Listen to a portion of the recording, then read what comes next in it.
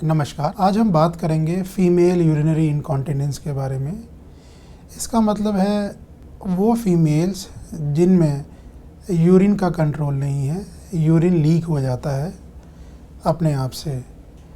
अगर हम कम्युनिटी की बात करें तो चाइल्ड बर्थ के बाद अप्रॉक्सीमेटली 35 to 40% द फीमेल इस परेशानी को झेल रही होती हैं और ये माना जाता है कि ये परेशानी is natural after a child birth और इसका ट्रीटमेंट उपलब्ध नहीं है।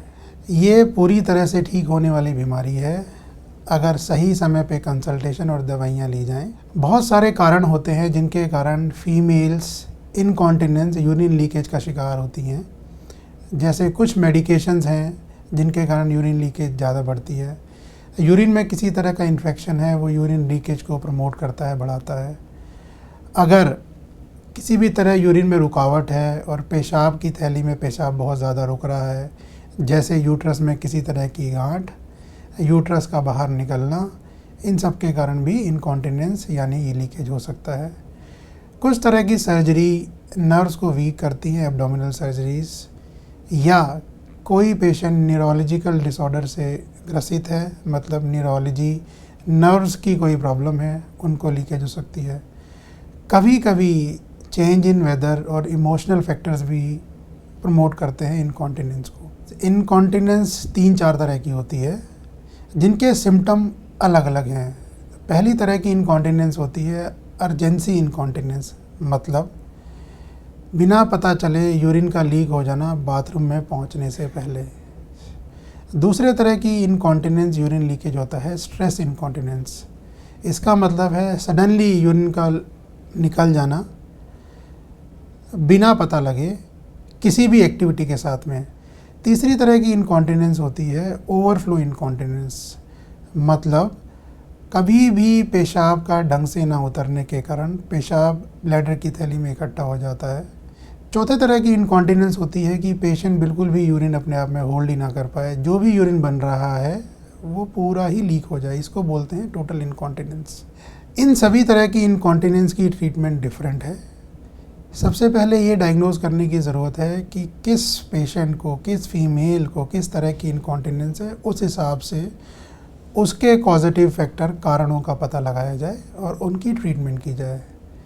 डायग्नोसिस करने के लिए सबसे पहले तो मेडिकल एग्जामिनेशन मस्ट होता है, जिसमें फ़िज़िकल एग्जामिनेशन इंक्लूडेड होता है। मरीज़ को देखना, उससे हिस्ट्री लेना और कुछ यूरिन टेस्ट करने की ज़रूरत पड़ती है, जिन यूरिन टेस्ट से ये समझ आता है कि इन्फेक्शन है या नहीं है, या और किसी तरह की बीमारियां हैं तो नहीं।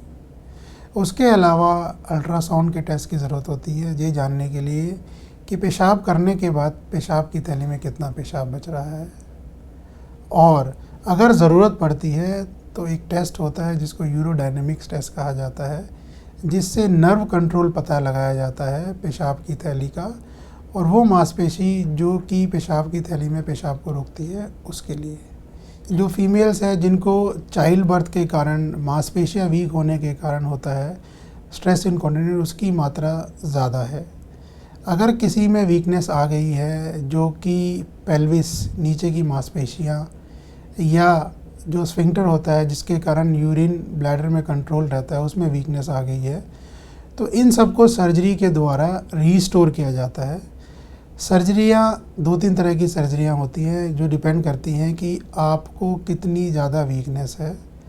कुछ चीज़ों का जो इम्पोर्टेंट इंस्ट्रक्शंस हैं उनका ध्यान रखना होता है किसी भी फीमेल अगर लीकेज ऑफ यूरिन से ग्रसित हैं। सबसे पहला, अगर यूरिन लीक हो रहा है तो अपना डेली हाइजीन मेंटेन करें, नीचे की स्किन को ड्राई रखें और वहाँ पे कोई भी स्किन डिजीज़ ना होने दें। कॉफ़ी और चाय की मात्रा को थोड़ा कम कर दें। कॉफ़ी और चाय ब्लैडर को स्टिमुलेट करते हैं, जिसके कारण बार बार लीकेज बढ़ जाती है। अपने घर में टॉयलेट्स और बाथरूम्स को क्लीन रखें। कम से कम हर 2 या 3 घंटे के बीच में पेशाब जाएं। पेशाब आए या ना आए, कोशिश करें कि हर 2 से 3 घंटे में आप जाएं और पेशाब करें। एक बार पेशाब होने के बाद कृपया 30 सेकंड से लेकर 1 मिनट वेट करें और अगर कुछ पेशाब बचा हुआ है उसको फिर से एम्प्टी करें।